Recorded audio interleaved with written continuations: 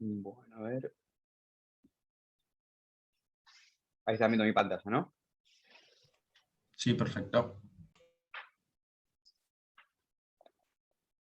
Bueno, arrancamos entonces. Práctica 1, primera clase de práctica de teoría de las comunicaciones.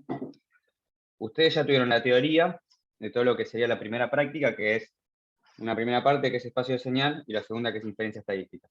Esas van a ser las dos patas de la base teórica y conceptual que necesitamos para hacer todos nuestros modelos de señal y los distintos algoritmos que vamos a ir derivando para sacar lo que son los receptores óptimos, ver cuál es el desempeño de los distintos sistemas. Todo eso, lo mismo que hacíamos en comunicaciones, vamos a aplicarlo para sistemas de comunicación digital, pero vamos a tener un marco teórico distinto y nos vamos a basar fuertemente en esto que estamos hablando de espacio de señal e inferencia estadística. Que las dos cosas a lo largo de la carrera ya lo han visto más o menos, pero acá formalizamos lo que necesitamos para nuestros modelos y en particular extendemos el concepto de espacio vectorial a espacio de señal, que es muy similar, la única diferencia es que los vectores o los elementos del espacio vectorial son señales. Bueno, y para eso está lo que es la primera parte de la práctica, que lo que vamos a ver hoy, que son distintos ejercicios en los cuales vamos, bueno, formalizando cada uno de esos conceptos, ¿no? Así que si quieren ya directamente arrancamos. Yo miro acá para el costado porque tengo en el celular la práctica, pero no tengo que ir cambiando de ventana. Así que arrancamos con el ejercicio 1, si les parece. El ejercicio 1 nos tira un conjunto de funciones o de señales y nosotros tenemos que determinar si definido como lo plantea ahí es un espacio vectorial o no. Es muy sencillo, es más que nada como para ir afianzando el tema conceptualmente qué es lo que puede ser un espacio vectorial y qué no. Y además en particular es que es un tipo de señal que nos interesa bastante, digamos, ¿no? Porque como vimos en comunicaciones, las señales pasabanda siempre van a tener una parte sinusoidal involucrada. Entonces a nosotros nos interesa ver este tipo de señales. Vamos a leer un cachito que dice, el ejercicio 1 dice, considerar el conjunto de funciones de la forma f de t igual a a por coseno de omega t más θ, donde omega es una constante real y a y θ pueden tomar todos los valores reales posibles. Y nos pide que comprobemos que este es un espacio vectorial sobre R, o sea, es decir, que los escalares son todos los reales, ese es el cuerpo que estamos definiendo como los escalares, con las operaciones de suma y producto usuales. Entonces, eso es lo que planteamos acá, nos da este conjunto, fíjense que cómo definimos el conjunto que queremos ver si es un espacio vectorial o no, son todas las funciones que tienen esta forma, a coseno omega t más θ, y acá hay que tener en claro que a y θ puede ser cualquier valor dentro de los reales, pero omega es uno solo, ¿no? Es un valor real, pero es el mismo para todas las funciones. Entonces, fíjense que hay una cantidad infinita de señales que cumplen con eso. Bueno, entonces es un conjunto que tiene infinitas señales adentro. ¿Por qué infinita? Porque hay infinitos valores de A e infinitos valores de θ. De omega hay uno solo. Pero son todas las mismas señales de la misma frecuencia, con distintas amplitudes y distintas fases, básicamente. Entonces, nos pregunta si este es un espacio vectorial sobre el cuerpo de los reales. Entonces ahí definimos que K es igual a E. Para verificar esto, lo que tienen que ver es cada una de las condiciones, de las propiedades que tienen que cumplir, tanto para la suma entre vectores como el producto por el escalar, que se cumplan todos. Si cumplen todos, entonces está bien definido como espacio vectorial. Acá vuelvo a poner lo que vieron en la teoría, donde enumeramos las propiedades de la suma entre vectores. Y también lo que sucede acá es, no es necesario probar exhaustivamente cada una de estas, porque hay conjuntos que ya sabemos que están bien definidos como espacios vectoriales o que tienen bien definidas las propiedades de la suma, que no hace falta volver a enunciar. Por ejemplo, yo sé que si sumo dos reales me va a dar un real, o que si yo sumo, por ejemplo, acá en la conmutativa f de t más g de t, sabemos que g va a ser igual a g de t más f de t, digamos, por el solo hecho de cómo definimos la suma para los reales. Entonces, hay varias de estas que son medio triviales. La conmutativa, la asociativa, sabemos que se va a cumplir. Acá, existencia de unicidad del neutro, se argumenta rapidísimo porque vos decís, bueno, ¿cuál sería el neutro? Bueno, puede ser cualquiera de estas funciones cuya amplitud sea 0. Entonces ya está, ahí ya tenés el neutro. Y lo mismo que en la del opuesto, la existencia del opuesto, porque como A puede ser cualquier valor real, yo tengo cualquier valor de A, voy a poder encontrar su opuesto dentro de los reales. La única que no es trivial en esta es el tema de clausura, en el sentido de que si yo sumo una señal con una amplitud y una fase cualquiera, frecuencia omega, te sumo otra con otra amplitud y otra fase, si va a tener esta misma estructura. Nosotros ya sabemos que sí sucede, pero es lo que hay que probar, ¿no? Entonces, eso sería la parte donde más tendrían que trabajar en este ejercicio. Pero se prueba muy fácil, ¿no? Que esto es lo que le pongo acá yo, si consideramos a una señal de estas, f de t, como A1 coseno de omega t más tita 1 y otra g de t que tenga otra amplitud A2 con una fase tita 2, yo estas las puedo escribir de esta forma, como la suma el coseno de la suma, perdón, y de esta forma cuando yo las sumo a f de t con g de t, las puedo agrupar de esta forma como vemos acá. Entonces acá me queda, bueno, algo multiplicando el coseno omega t más algo multiplicando el seno omega t. Ustedes saben que eso lo podemos acomodar de esta forma. Si nosotros decimos que A3 toma este valor, fíjense que depende de las amplitudes y de la diferencia de las fases, y a su vez una nueva fase tita 3, que también depende del cociente de esta función de las amplitudes de las señales y sus fases. Si definimos esto, bueno, este f de t más g de t se puede terminar escribiendo como A3 por coseno omega t más tita 3.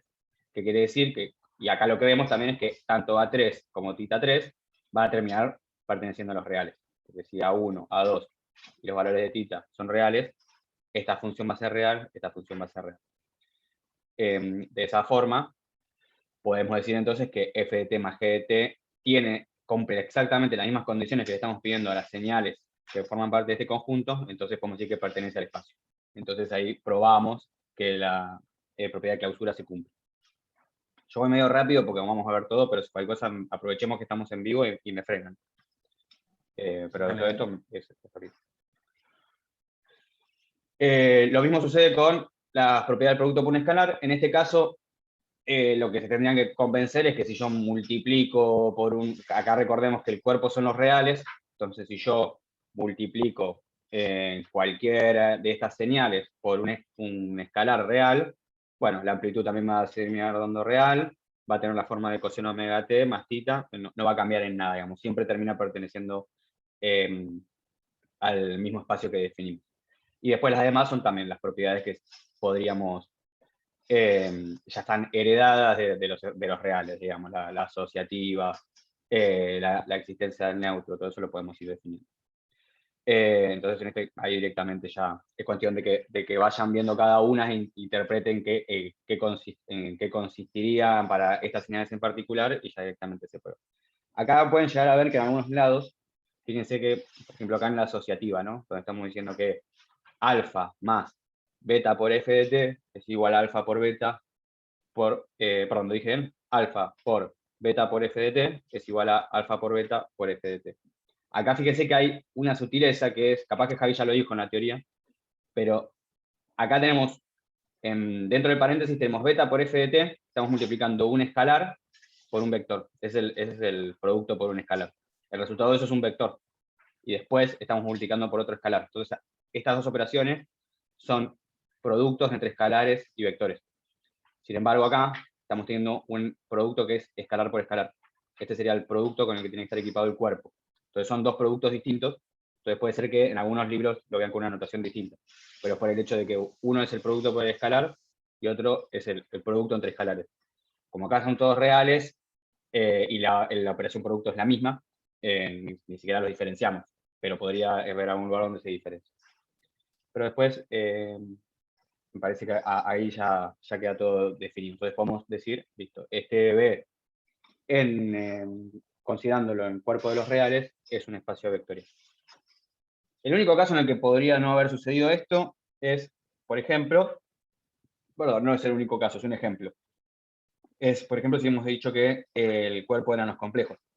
Porque si nosotros hacemos este mismo producto, fíjense, si yo mirando la propiedad de clausura, agarro cualquier f de t y la multiplico por un número complejo, ahora me va a quedar lo mismo, pero con una amplitud a compleja. Y entonces ahí ya me estoy yendo de las restricciones del espacio vectorial. Entonces no pertenece al espacio vectorial, no pertenecería en ese caso. Y ahí entonces no se cumple la propiedad de clausura, entonces no sería un espacio vectorial bien definido. Entonces, en general, si el cuerpo de los escalares son complejos, es porque nosotros estamos tratando con funciones complejas, porque si no se nos iría del espacio vectorial. Puede ser que haya funciones complejas y que nosotros definamos los escalares reales, y ahí está todo bien, porque cuando multiplicamos complejo por un real me va a dar complejo, pero si los vectores son complejos, entonces se sigue cumpliendo la propiedad de clausura. Santi, ahí no me termina de quedar claro. En ese ejemplo que das, si las funciones fuesen complejas, pero las constantes, que por ejemplo a y tita, fuesen reales, ¿el cuerpo sería los complejos o los reales? El cuerpo y el conjunto ¿O de podemos elementos elegir? de vectores son dos cosas distintas, claro.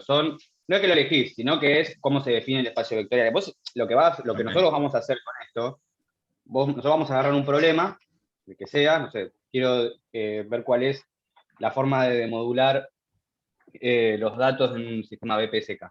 ¿Qué es lo óptimo? Entonces lo que vamos a hacer es agarrar y decir, bueno, las señales de BPSK tienen esta forma. Ustedes ya saben que es A por coseno menos A por coseno. Como para un ejemplo de señales.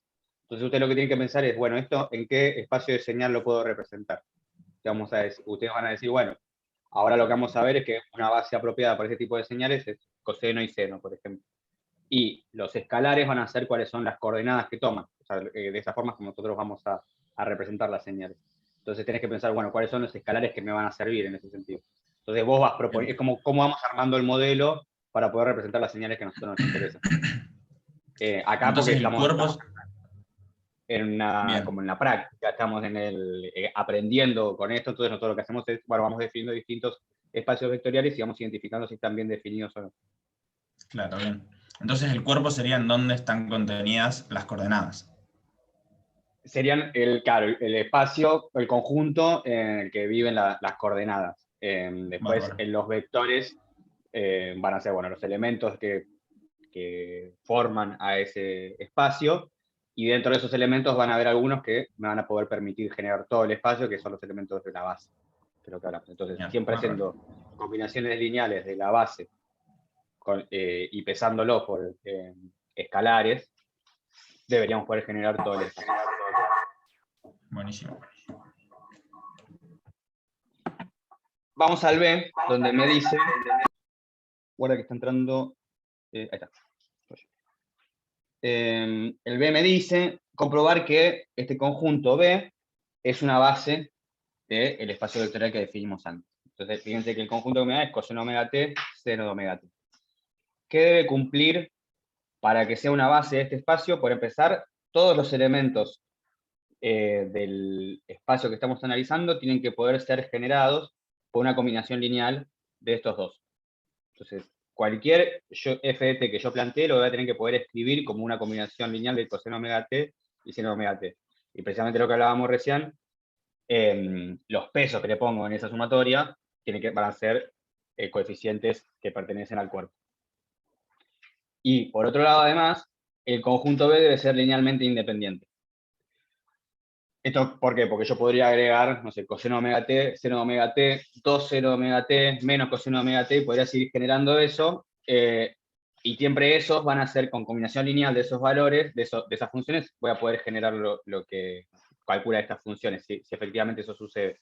Pero la definición de base es la mínima cantidad de elementos que te permite. Entonces, para hacer eso, es que se define que tiene que ser linealmente independiente. Recuerden que la cantidad de elementos que tiene la base es igual a la dimensión del espacio. Entonces, si es un espacio de 2 dimensiones, voy a tener 2 elementos en la base, tiene 3, voy a tener 3, así. Por eso es un valor único. O sea, la base no es única, pero su dimensión o la cantidad de elementos que tiene sí es única para un dado espacio vectorial.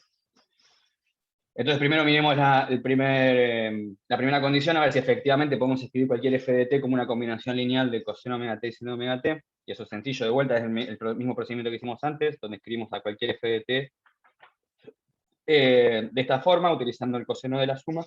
Y acá ya sale directo, ¿no? Porque si definimos que a por coseno de tita es el primer coeficiente y menos a por, no, perdón, sería a por seno de tita sería el segundo coeficiente. Bueno, de esta forma vemos que si este es el primer elemento de la base y este es el segundo, bueno, cualquier f de t lo voy a terminar escribiendo como alfa por b0 de t más beta por B1 de t.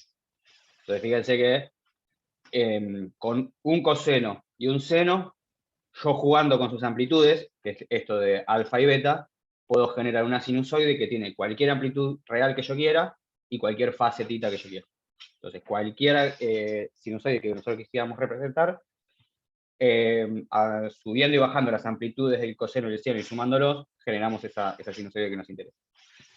Esto, obviamente, es fundamental que omega siempre sea la misma para que suceda esto. Estamos sumando un coseno y un seno de la misma frecuencia. Entonces ahí Santi, sí. ahí sería válido ir desde la igualdad de la derecha hacia la igualdad de la izquierda también. ¿Serían procedimientos equivalentes? Desde decir como, bueno, tengo alfa por B0 más beta por B1 y esto lo puedo juntar y me da F de T. Sí, perfecto. Sí, es lo mismo. La idea es entender esto, que precisamente con esta combinación de coseno y seno yo puedo generar cualquier sinusoide de la misma frecuencia, pero de cualquier amplitud y fase. Perfecto, buenísimo. Y entonces ya lo vamos definiendo por lo que decíamos al comienzo. Vamos a trabajar con señales pasabanda y vamos a necesitar de esta base para poder representar nuestras señales pasabanda. Y ahora lo que vamos a ver cómo utilizamos esta base para representar a la señal. Esa ya lo vieron en la teoría, en espacio la representación gráfica, digamos, en espacio de señal. Vamos con la segunda condición, que nos dice que el conjunto B debe ser linealmente independiente. Para probar esto, sabemos que la combinación lineal de B0 y B1 tiene que ser igual a 0 solo en el caso en el cual alfa y beta sean los dos 0. Que si solo si se da eso, podemos decir que son linealmente independientes. Porque si no se da eso, quiere decir que hay un valor de alfa y beta que hace que esto me anule, en el sentido de que puedo escribir a B1 en función de B0 para que me dé 0. Entonces, eso es lo que sucedería en un conjunto linealmente dependiente. Entonces, en ese caso, me estarían sobrando elementos para representar al espacio vectorial, a los elementos del espacio vectorial. Si acá podemos probar que solamente sea que este resultado da nulo cuando alfa y beta son nulos, entonces podemos decir es linealmente independiente. Entonces, para hacer eso, de vuelta, usamos, en este caso, una vez más, representamos a esta suma del coseno con el seno como un valor envolvente que es función de este alfa y beta y una nueva fase, y como esto tiene que ser igual a 0 para todo t, se ve que solamente esto puede ser 0, como alfa y beta son reales, además, fíjense que no pueden tomar valores complejos, la única solución es que alfa y beta sean 0, para que esto dé 0, entonces el conjunto es linealmente independiente. Y ahí cerramos. Entonces ahí ya sabemos, la conclusión de esto es, bueno, yo tengo señales que tienen esta forma, sé que las voy a poder representar, primero sé que forman un espacio de señal bien definido como corresponde, y además que una base que me permite a mí representarlas va a ser coseno de omega t y seno de omega t. En el futuro nos va a venir muy bien, en la práctica 2 en particular. ¿Quedó claro el 1? Sí. Bueno. Vemos ahora. El del 2, no puse nada, pero podemos discutir algo que es el 3 ya. Algo rapidito, porque fíjense que lo que dice en el 2 es, convénzase de que el conjunto de las funciones complejas de la variable real t, definidas en el intervalo real a, b, forman un espacio sobre el cuerpo de los números complejos, con las operaciones suma de funciones y producto de función por escalar que estamos habituados a usar. ¿Cuál es el vector nulo? De vuelta lo mismo. Acá, fíjense que es un espacio más grande, en el sentido de que hay menos restricciones en las funciones que lo componen. Lo que nos está diciendo, las únicas restricciones que nos da es que f de t son funciones complejas de variable real t y no me delimita el intervalo en el cual está definido esa variable real t, que va de a a b. Entonces son funciones que son acotadas en el tiempo, van de a a b, y son funciones complejas. Entonces me dice verificar que esto es un espacio vectorial sobre el cuerpo de los complejos ahora. Podría haber hecho cuerpo de los reales y también sería un espacio vectorial, por lo que hablábamos en el comienzo, pero para hacerlo de forma general, y vamos a ver más adelante por qué nos interesa trabajar con funciones complejas, definimos tanto las funciones como a los escalares complejos. Ahí de vuelta, tienen que ir viendo la lista de las propiedades, Y en todo caso, la que sería distinta a, no sé, a ver si la suma de vuelta, la asociativa, la conmutativa, todo eso se van a cumplir. Lo que se tienen que convencer es que si yo sumo dos señales complejas que están acotadas en el tiempo de A a B, la que me va a dar es una tercera señal que también es compleja y acotada en el tiempo de A a B. Entonces, va a ser lo mismo. Pero acá lo que introduce también en el B es verificar que puede definirse un producto interno en ese espacio de la siguiente manera, de modo que cumpla todas las condiciones que debe tener un producto interno. Y ahí ya me define el producto interno general que vamos a utilizar a lo largo de la materia, que es este que está. Fíjense que con las propiedades que vieron de producto interno las cumple todas, las de simetría hermítica, la de es lineal, absolutamente todas las propiedades que dijimos se cumplen con esta definición, y vayan acostumbrándose porque va a ser la definición que vamos a utilizar de acá en adelante para lo que es el producto interno de la señal. Para que queden claro, es esto de la integral de A a B de f de t por g conjugado. Y en este caso también va a variar para señales, o sea, acá me está diciendo está limitado de A a B, pero más adelante vamos a ver que lo usamos con A a B de menos infinito a infinito también, se puede utilizar esa forma. Pero eso verifíquenlo ustedes, que efectivamente se cumplen todas las propiedades, ya se convencen, pero ahora paso así, vamos avanzando. ¿Alguna duda de eso? Santi, me había quedado una duda. Ahí, con decir que el nulo sería la función compleja que tenga módulo 0 para todo t, ¿sería Sí. suficiente? Bien, Sí, sí, bárbaro. apunta a eso, digamos, es para como que no quede tan en el aire como, bueno, ya sabemos que el nulo es el 0, pero en el contexto de señales, o sea, en todo caso sería como una señal que vale 0 entre A y B. Bien, bárbaro. Total, el 0 es uno de los posibles valores que puede tomar una función real, una función compleja, Sí. y yo sé que si le sumo eso a cualquier otra función, me va a dar la misma función original. Entonces, listo, cumple como Impecable. neutro. Bueno, pasamos al 3. ¿Quieren ver algo más del? Bueno, el 3 también nos va a dar, fíjense que cada ejercicio es como que nos va dando una herramienta distinta de las cosas que vamos a terminar usando cuando efectivamente apliquemos estos sistemas de comunicación. Acá lo que nos plantea es, de forma genérica, nos plantea una base que tiene dimensión m, o sea, que tiene m elementos, o sea que me genera un espacio de dimensión m. Me dice que esa base es ortonormal y está formada por estos elementos phi sub i. Acá la notación que yo estoy utilizando, no sé si se llega a ver bien, es que lo que es negrita es vector y lo que no es negrita es escalar. Entonces, fíjense, obviamente los elementos de la base phi son vectores, por eso están en negrita, y me dice que son m. Y que se forman una base ortonormal de un espacio genérico B. Entonces, todas las señales o todos los vectores que viven en este espacio B, los voy a poder escribir como una combinación lineal de estos elementos de la base phi sub i, pesados por sus coordenadas x. Y la sumatoria va de 1 hasta m, porque sabemos que es un espacio de dimensión m, porque tengo m elementos en la base. Lo primero que me pide, si no me equivoco, es, un segundito, me dice, deducir la expresión que permita encontrar las coordenadas x. Siempre que tengan que hallar las coordenadas, nosotros lo que nos interesa es, nosotros tenemos un determinado vector o señal, como vamos a usar más adelante, y lo que queremos ver es cuáles son las coordenadas que lo representan dentro de una dada base. Para hallar cada una de esas coordenadas, lo que hay que hacer es el producto interno con cada uno de los elementos de la base. Y acá lo que vemos es efectivamente cómo demostrar eso. Fíjense que hacemos el producto interno, y acá pongo el vector x que quiero representar con el elemento de la base phi sub i. Se hace el reemplazo, esto creo que lo vieron en la teoría, así que por eso lo puse ahí medio de golpe. Pero pues utilizando las propiedades del producto interno, sabemos que el producto interno de una sumatoria contra otro vector, podemos sacar la sumatoria afuera y podemos sacar el escalar afuera, y lo que me termina quedando es la norma cuadrado, perdón, lo que me termina quedando es una sumatoria en lo que en cada término de esa sumatoria está el producto interno entre dos elementos de la base.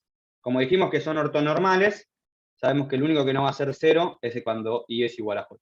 Porque la definición de ortonormal es eso, es que, de ortogonal es que el producto interno entre cada uno de los elementos de la base da 0, salvo cuando es sobre el mismo elemento, ¿no?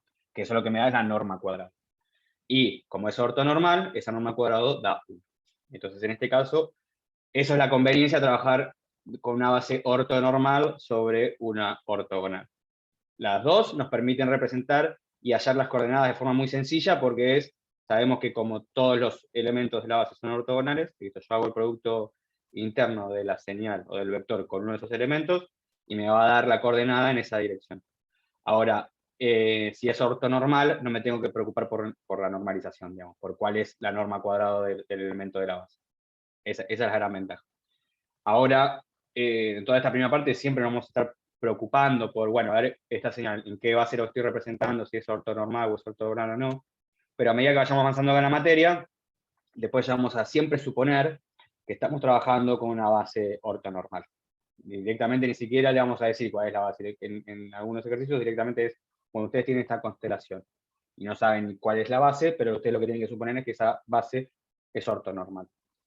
¿Por qué les digo esto? Por lo que nos pide acá en el segundo inciso, donde me preguntan, me dice demostrar que la norma cuadrada de x tiene esa expresión que nos da ahí. Fíjense de vuelta, acá se resuelve de la misma manera, utilizando las propiedades del producto interno. Y de vuelta, como es ortonormal, en un momento me va a quedar este producto interno, y esto yo sé que lo puedo igualar a una delta de Kronecker y J, ¿no? Como cuando son distintos es 0, cuando son iguales es igual a 1, y me termina quedando al final entonces que la norma cuadrada de este vector directamente es la suma del módulo cuadrado de cada una de sus coordenadas. ¿Esto por qué nos interesa? Porque cuando trabajemos con espacio de señal, y que trabajemos con las señales que nosotros queremos representar, si se fijan con la definición de producto interno que utilizamos en el ejercicio 2, si nosotros lo aplicamos a señales de energía, por ejemplo, como las que veíamos en comunicaciones, nos queda que la norma al cuadrado es igual a la energía, con esa definición. Fíjense, cuando hacemos f de t por f conjugado de t, si ponemos f de t por f conjugado de t, que sería la norma al cuadrado, me queda el módulo, la integral entre menos infinito e infinito del módulo cuadrado de f de t. Eso coincide con la definición de energía de señales que vimos en comunicaciones. Y acá lo que me están diciendo es que si vos esa señal ya la tenés representada en un espacio vectorial con una base ortonormal, y vos querés calcular esa energía, bueno, directamente lo que tenés que hacer es sumar los módulos cuadrados de las coordenadas. Entonces es una manera muy rápida y muy sencilla en la cual podemos caracterizar a la señal que nosotros estamos modelando, y ni siquiera tenemos que ir a la expresión temporal de esa señal. Directamente con nuestra constelación y con la representación de esa señal en el espacio de señal, sumando las coordenadas al cuadrado, ya tenemos la energía. Y eso van a ver que es fundamental para hacer los cálculos de desempeño, probabilidad de error de bit, probabilidad de error de símbolo, todos esos cálculos que hicimos en comunicaciones, pero ahora como nosotros vamos a querer extender para sistemas que no son binarios, de M símbolos, bueno, necesitamos una manera más sencilla y más rápida y más práctica para representar esas señales, y lo vamos a lograr con esto.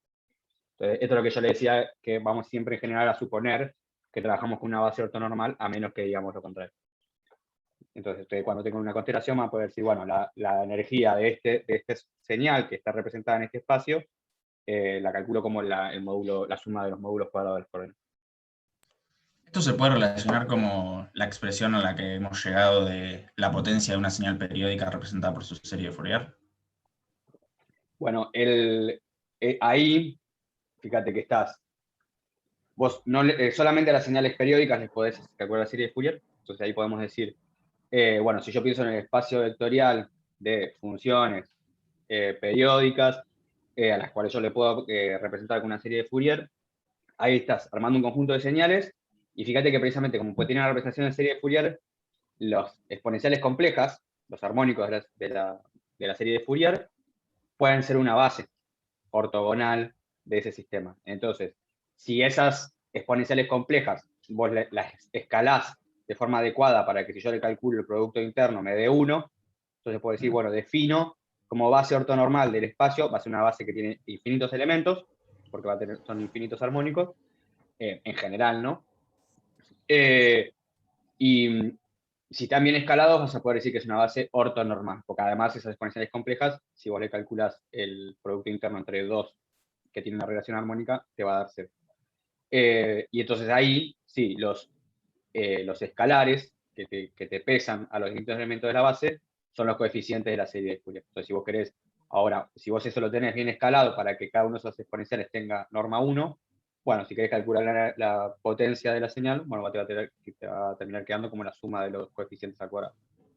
Es exactamente lo Genial. mismo. Lo que pasa es que estamos pensando en otra serie. Ese sería un caso particular en los cuales decimos, bueno, phi sub i son estos, son las exponenciales completas. O son. Ahora lo que Buenísimo. vamos a ver son otros ejemplos. Genial, bárbaro.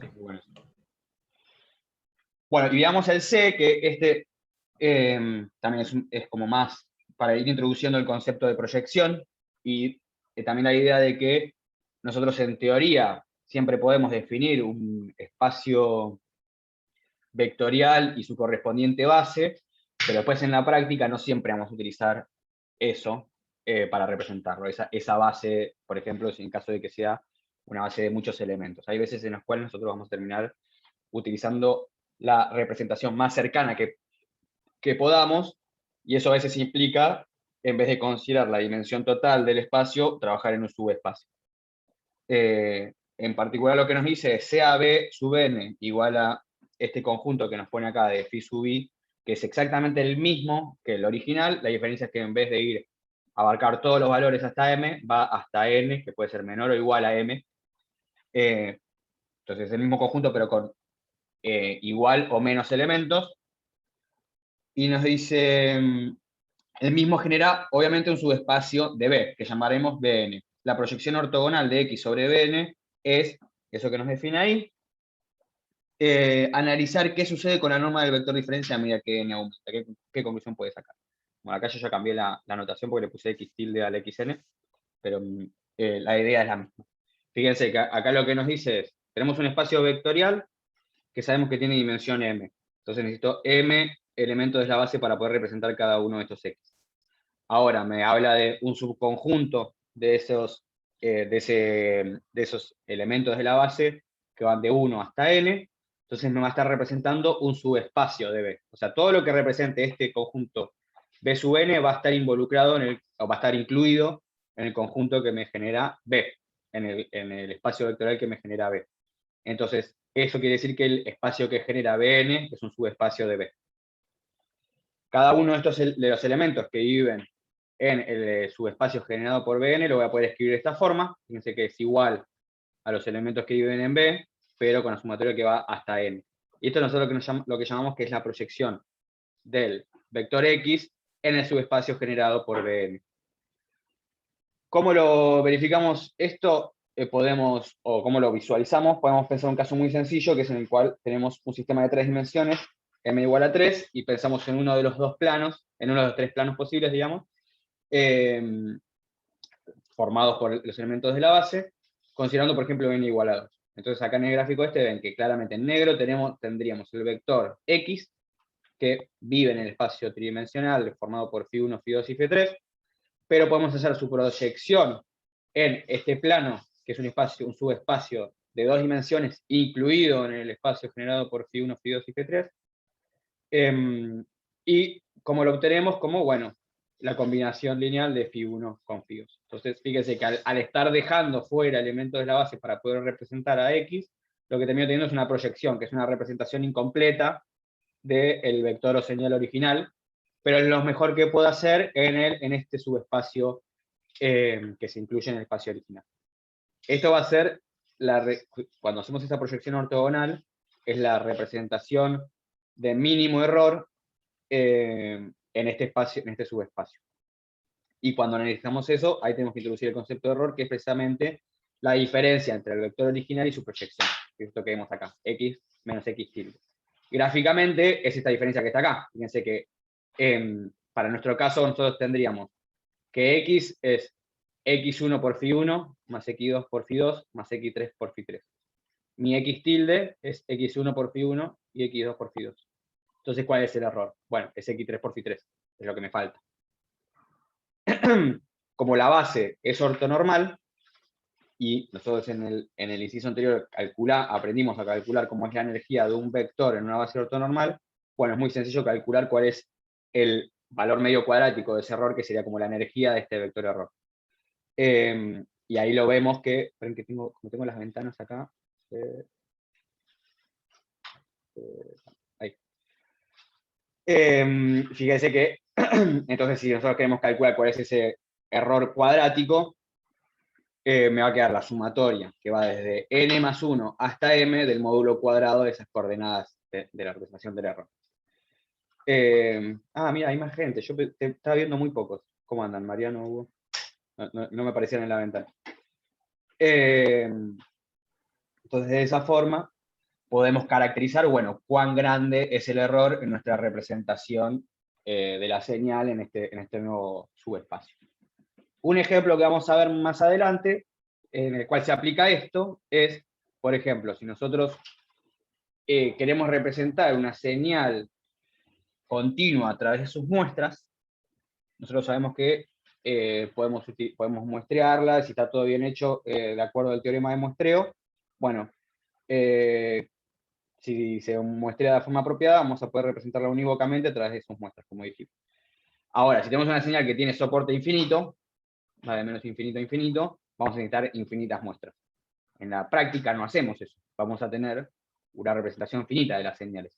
Entonces, ¿cuál va a ser la diferencia entre la señal real, la señal original y teórica, que tiene infinitos elementos en su base, porque va de menos infinito a infinito, contra la representación que nosotros utilizamos, que va a ir de menos n a n? Bueno, la diferencia precisamente va a ser la energía que se está dejando afuera con las muestras que no estamos considerando. Ahora lo vamos a ver bien en el último ejercicio, pero tiene que ver con esto, con el asunto de no siempre vamos a estar representando a los vectores en el espacio teórico en el que viven, porque hay veces que no es práctico, sino que vamos a usar proyecciones y que va a ser la mejor representación que podemos hacer dentro de nuestro espacio vectorial que podemos manejar. ¿Alguna duda con esto? Pasamos al 4, sino que creo que es el más divertido. Cualquier cosa me dicen, ¿eh? Al final con las primeras vamos más rápido. Yo pensé que vamos a tardar un montón. Y venimos bien. Igual de última, ahora cuando tenemos que pasar esto, si les queda alguna duda, algún ejercicio o eso, podemos ver puntualmente si se trabaja. Bueno, veamos el ejercicio 4.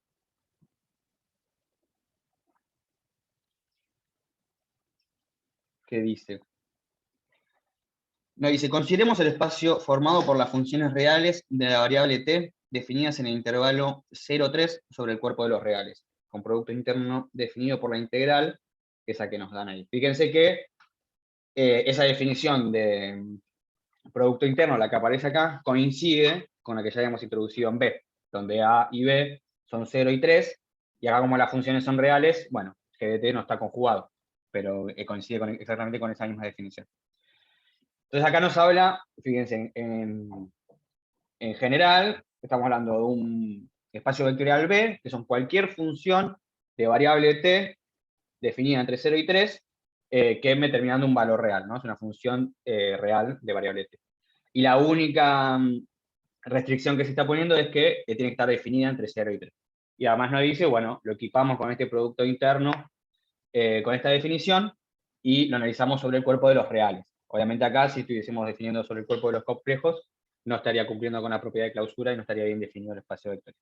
Pero, como vimos en los ejercicios anteriores, esto está bien definido. Ahora nos da este conjunto de 4 señales, ¿no? De S0 a S3. Como vemos, son señales que coinciden con la definición de las señales que viven en B, así que podemos decir que están incluidas en el espacio vectorial que definimos antes, porque fíjense que son funciones de variable t, son funciones reales de variable t, que están definidas entre 0 y 3. Ni más ni menos que eso, digamos. Entonces, están incluidas en B. Lo que sí vemos es que son señales dentro de ese espacio que tienen características particulares, que están las 4 formadas por 3 cajoncitos, entre 0, 1, 1, 2 y Sí, 2 y 3. Sí, sí. Y, ¿qué pasó? ¿Me escuchan? ¿Se cortó? Fue muy... ¿Se me cortó, no?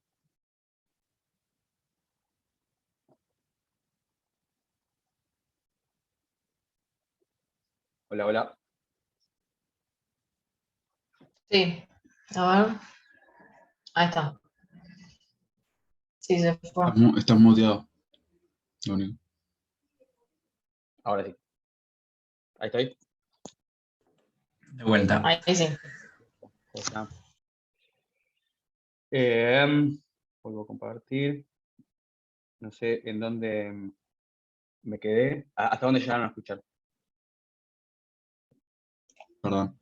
Estabas ¿Dónde le caracterizando las señales, habías mostrado, digamos, las expresiones matemáticas de las señales y Ah. estabas hablando sobre eso.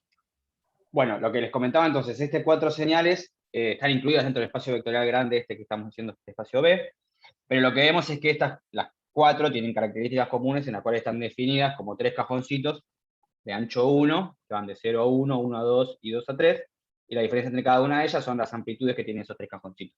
Entonces a las 4 las podemos escribir de esta forma, ¿no? Lo que las diferencias son cuáles son las amplitudes en cada uno de los cajones.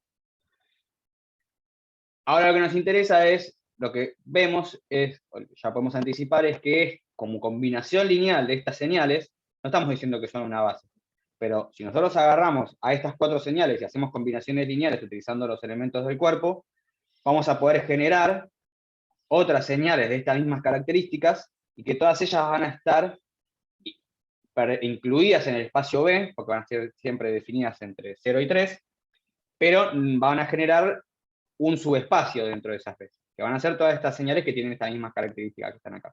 A nosotros lo que nos interesa es hallar una base que me permita a mí generar todas las mismas funciones que generan las combinaciones lineales de estas 4. Entonces, para hacer eso, se utiliza el método de ortogonalización de Gram-Schmidt. Entonces, vamos a repasar, como esto seguramente lo vieron en matemáticas C, vamos a ver un poquito, repasar el algoritmo.